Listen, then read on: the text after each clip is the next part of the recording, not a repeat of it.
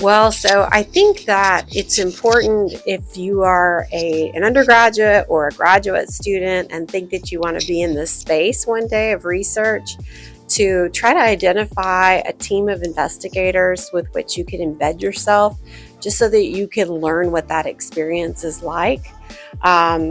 These days, most research is a product of a transdisciplinary team of scientists. So learning to work in teams is really important, and recognizing what each individual brings to a team to try to answer a scientific question, I think is important.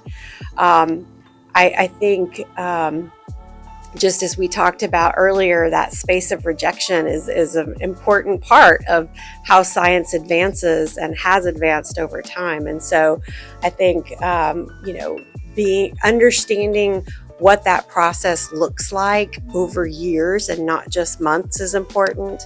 I've worked with a lot of students who may think that start to finish working with the data set, for example, to answer a scientific question, they may think that's a matter of weeks. It's rarely, you know this as a PhD student, it's typically more a space of months, if not years. When I think back to some of the earliest grants that I got, I'll take my first grant that I got from the National Cancer Institute in 2008 or 9. That grant took us 3 submissions with 2 funding agencies over the span of a few years to get it funded. And so it's a space in which, a real commitment and passion to the work that you're doing is important.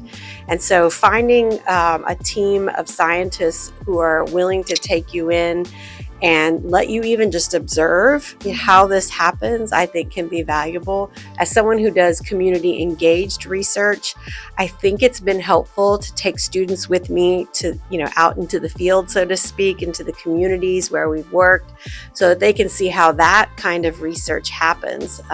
It's one thing to describe it to students in a classroom. It's a completely other experience to be with scientists out in communities doing this research firsthand. That's probably the best experience that students can obtain.